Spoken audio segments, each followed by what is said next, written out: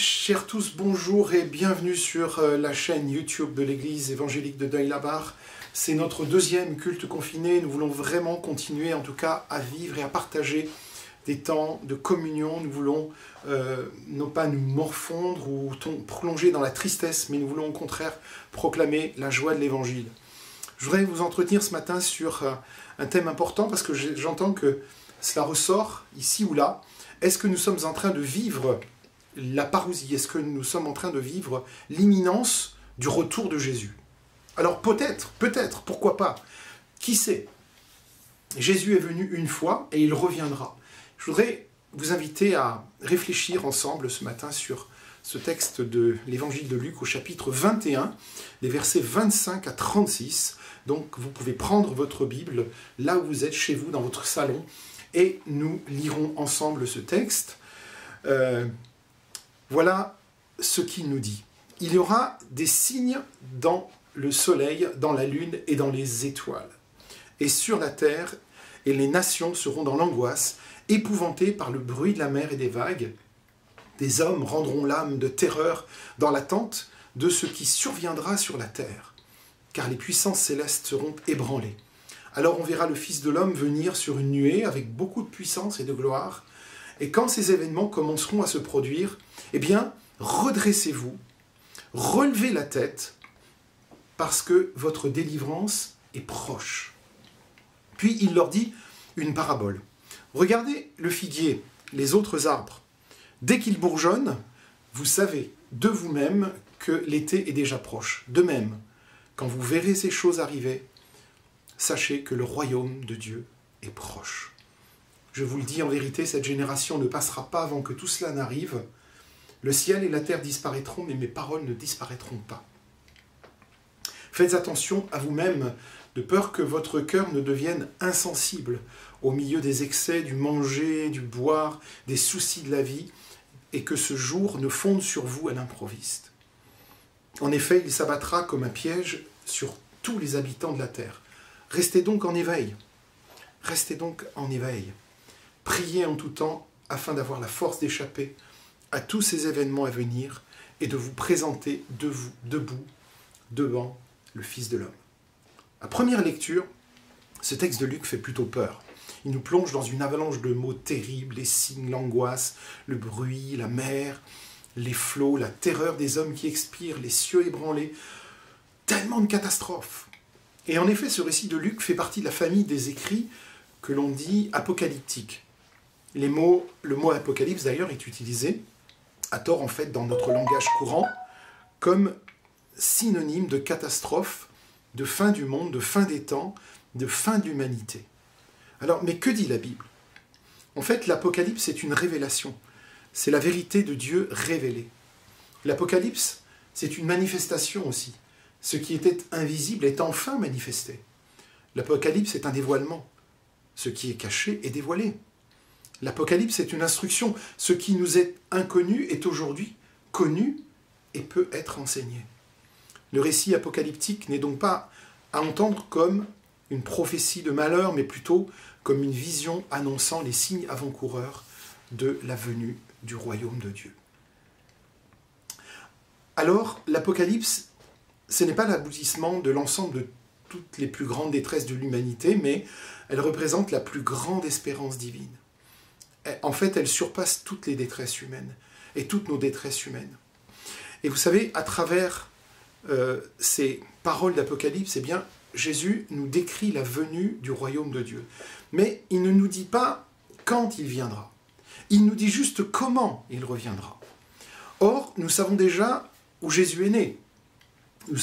Nous connaissons les conditions, nous connaissons donc le comment dans sa naissance, et nous savons à peu près quand il est venu.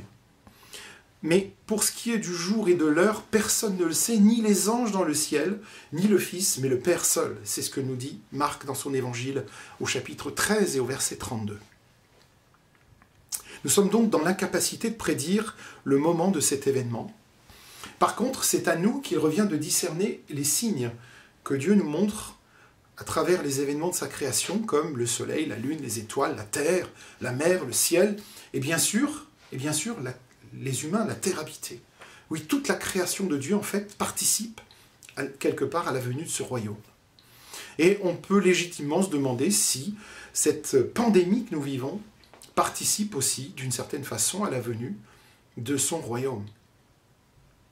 Peut-être, qui sait. Avec comme manifestation ultime la venue de son Fils dans la puissance de la gloire de Dieu. C'est comme ça que Jésus reviendra. Et la venue du royaume de Dieu, c'est un acte de Dieu lui-même, et c'est un nouveau commencement. La Bible nous parle d'une nouvelle création, d'une création dans laquelle il nous invite à entrer.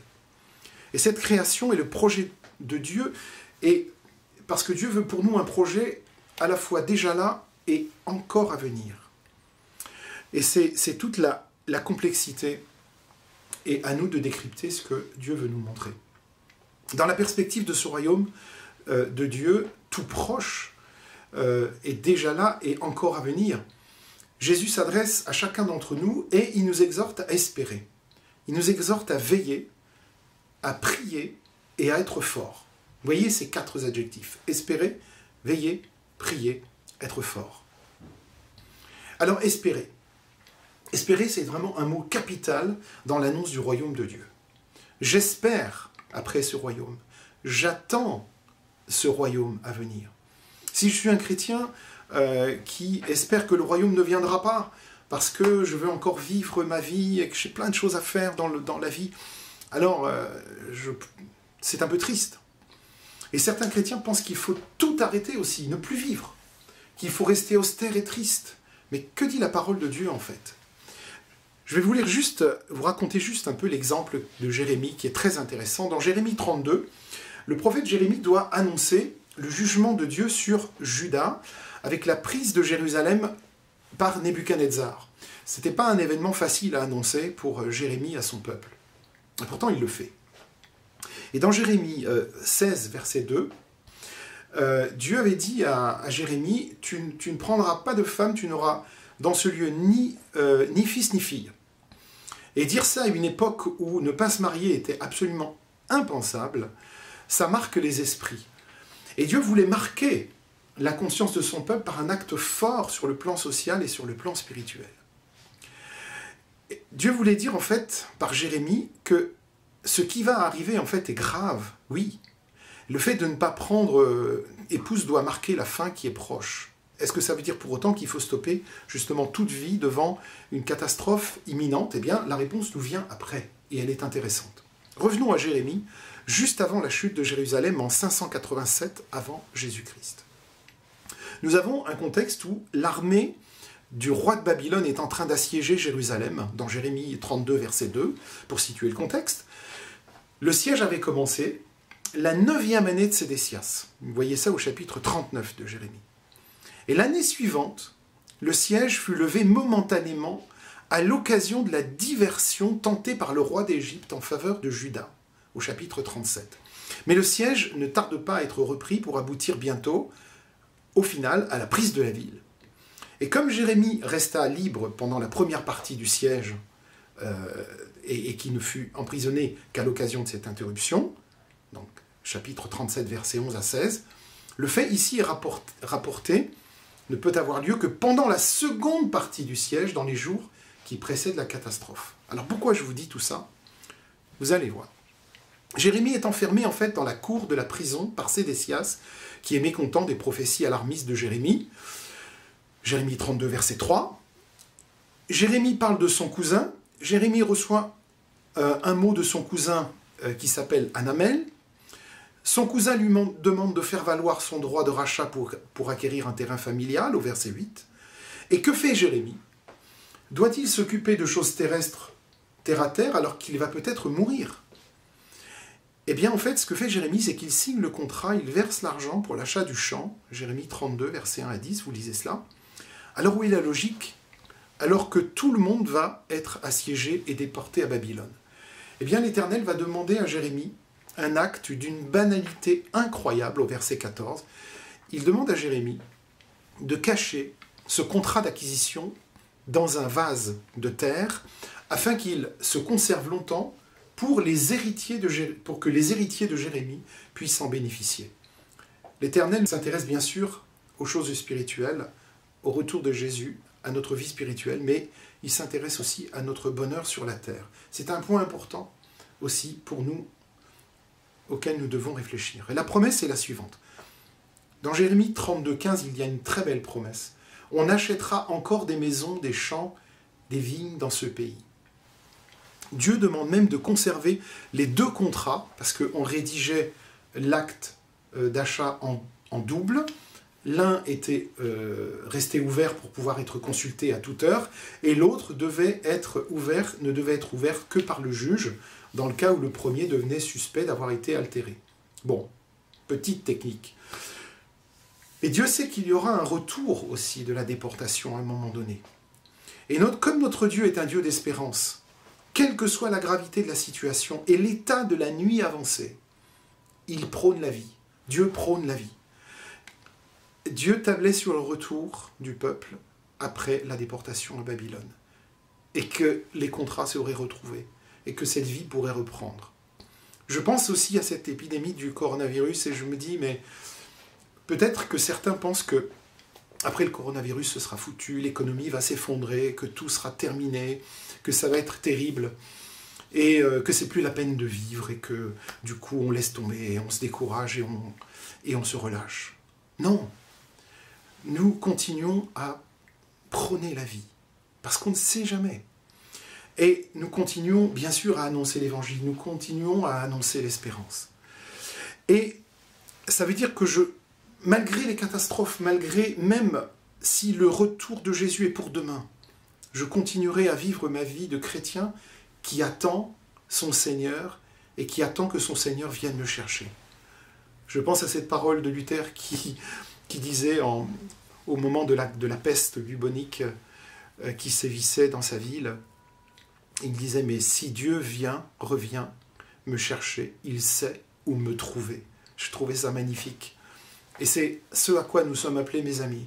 Nous sommes appelés à, oui, si Dieu vient, il saura où nous trouver. Et nous l'attendons avec joie.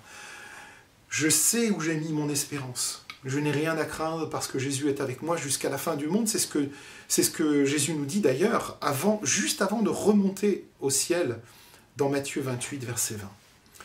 Et donc, par son message, eh bien, Jésus nous encourage, il nous accompagne dans notre vie, il nous montre que Dieu reste toujours le même, qu'il reste toujours à nos côtés, qu'il y a de l'espérance pour un avenir.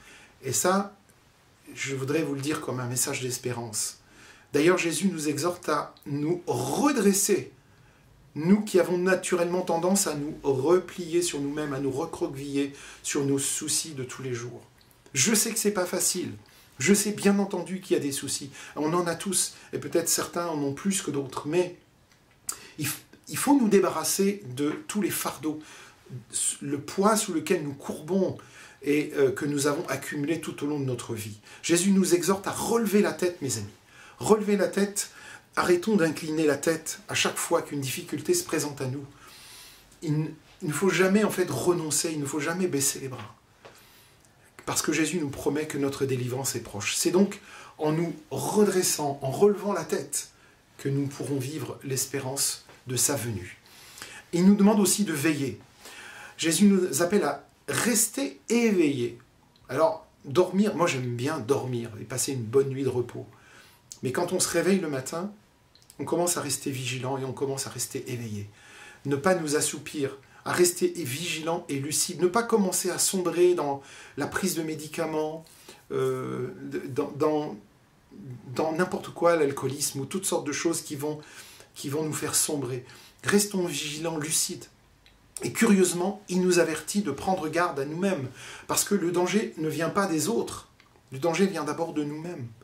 Nous qui, au moment où les choses deviennent difficiles, on commence à se relâcher. Alors, pour chacun de nous, le véritable danger, ce serait de nous reposer sur nos savoirs, sur nos acquis, de sombrer dans l'individualisme, de se dire, mais voilà, puisque tout est foutu maintenant, je vais penser qu'à moi, et je vais tout garder pour moi. Indifférent face aux problèmes environnants. Non, au contraire, il faut se battre pour que ce monde soit plus beau, et ça, c'est une des missions importantes du chrétien. Alors, on doit, au contraire, dans ces moments de virus, faire preuve dans ces moments d'épidémie, de faire preuve de fraternité en marchant à la rencontre des autres. Vous avez vu cette tendance qu'il y a partout, où on se méfie de l'autre. Est-ce que celui-là ne va pas me contaminer? Est-ce que celui-là ne va pas me donner le virus? On commence à avoir peur les uns des autres, vous vous rendez compte? Le monde terrible dans lequel on pourrait entrer, même après le confinement. Allons à la rencontre des autres en leur tendant la main. Ah oui, peut-être, on ne peut pas se serrer la main pour l'instant, mais on peut tendre la main vers l'autre, en ayant une conduite responsable aussi dans notre société. Et en tout cela, n'oublions pas de redécouvrir sans cesse le message de l'évangile de Jésus-Christ et aussi de le transmettre. C'est important pour nous. Il faut tenir bon, tenir ferme, rester ferme dans notre foi en Christ. Voilà les recommandations que Jésus nous adresse: toujours espérer, veiller sans cesse, prier à tout moment et rester fort. Alors nous pourrons vivre debout dans l'espérance. C'est ça qu'il nous faut, c'est ça le projet de Dieu pour nous. Et c'est cette espérance de sa venue aussi qui doit nous motiver, qui doit nous rendre joyeux, dans l'attente du projet que Dieu a pour nous, c'est-à-dire le projet de son royaume qui est déjà là et encore à venir. Voilà l'espérance qui va nous porter pendant les semaines qui viendront, mes amis, et je vous encourage vraiment, et encourageons-nous les uns les autres. On a encore de très très beaux moments à vivre ensemble. Soyez bénis, passez une bonne semaine, dans le nom de Jésus.